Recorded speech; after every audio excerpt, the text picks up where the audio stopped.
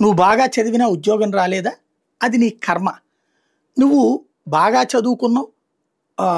మీ అమ్మా నాన్నల కష్టానికి అనుగుణంగా వాళ్ళేదో ఆస్తులు అమ్మినో లేకపోతే ఏదో చేసి నిన్ను బాగా చదివిచ్చారు. ఆ తర్వాత నువ్వు వచ్చినాయి మంచి మార్కులొచ్చినాయి. ఆ పైన ఆ కోర్సులు, ఈ కోర్సులు చేసి నువ్వు గురుగావ్‌లో చదివావా? అదే గురుగావ్‌లో చేరావా? లేకపోతే ఢిల్లీలో చేరావా? లేకపోతే చెన్నైలో చేరావా? తమిళనాడులో చేరావా? తెలంగాణలో చేరావా? లేదా విదేశాల్లో చదువుతున్నావా? అదే విదేశాల్లో ఉద్యోగం చేస్తున్నావా? అది చంద్రబాబు గారి వల్లనే నువ్వు ఆ స్థాయికెళ్ళావని గ్రహించు.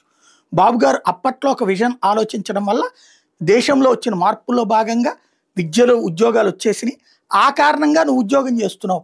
నువ్వు సాఫ్ట్‌వేర్ ఉద్యోగం చేస్తున్నట్టు ప్రపంచంలో ఎక్కడ చేసినా బాబు గారి కలే. బాబు గారే ప్రపంచం మొత్తాన్ని డిజైన్ చేశారు. ప్రపంచంలో ఉన్నటువంటి మొత్తానికి మార్పుకు కారణమైంది ఆయనే. నువ్వు సాఫ్ట్‌వేర్‌లో ఉద్యోగం చేస్తున్నావు, హార్డ్‌వేర్‌లో ఉద్యోగం చేస్తున్నావు, కార్పొరేట్ ఉద్యోగం చేస్తున్నావు అంటే బాబు గారి వల్లే. మీ అమ్మా నాన్నల వల్ల కాదు, నీ చదువు వల్ల కాదు. నీకు అలా ఉద్యోగం రాలేదంటే అది నీ ప్రారబ్ధం. ఇలాగ ఇంతవరకు సైకలాజికల్‌గా ఒకటి ప్రిపేర్ చేశారు. అట్లాగే హైదరాబాద్‌లో ఎదిగి ఎవడన్నా వ్యాపారం పెట్టుకుని బాగుపడ్డా, కంపెనీ పెట్టుకు బాగుపడ్డా అదంతా బాబు గారి ఆలోచనల వల్ల మీరందరూ బాగుపడ్డారని ఆయన పట్ల కృతజ్ఞతతో ఉండండి. ఇది ఒక సైకలాజికల్‌గా హిట్లర్ అనేటటువంటి వాడు దేవుడు.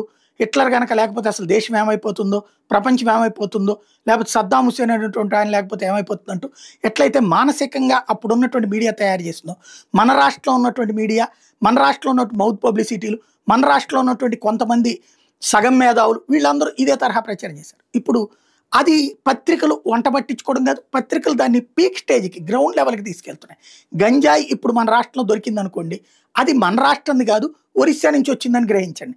అదే మన రాష్ట్రానికి సంబంధించినటువంటిది ఇదివరకు అనుకోండి, అది జగన్మోహన్ రెడ్డి అని భావించండి.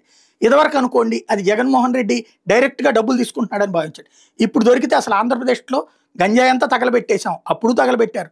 బట్ అయినా ఆళ్ళు తగలబెట్టలేదు. అట్లా ఊరుకూరికనే పైన నాటకాలు ఆడారు. ఇప్పుడు తగలబెట్టేసారు. అసలు గంజాయి ఒక్కట్లేదు. అర్జెంట్‌గా గిరిజనులందరూ గంజాయి మానేసేసి గిరిజన ప్రాంతాలంతా కూడా అందరూ ఏది చక్కగా ఈనాటి పద్ధతుల ప్రకారం వ్యాపారాలు చేసుకుంటున్నారు, ఉద్యోగాలు చేసుకుంటున్నారు.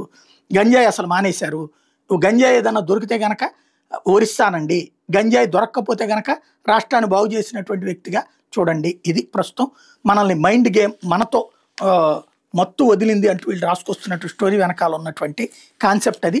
మనం ఎలా ఆలోచించాలి అంటే గంజాయి దొరికితే పక్క రాష్ట్రంది. అదే సందర్భంలో గంజాయితో ఎవరన్నా గనక సేవిస్తే అది జగన్ కాలంలో వచ్చినందువల్ల అని మనం ఫీల్ అవ్వాలి. అలాగే మాట్లాడాలి. అంటే మీరు ఎలా ఆలోచించాలో చెప్తున్నారనమాట. ట్రీట్ చేస్తున్నారు, ట్రైన్ చేస్తున్నారు.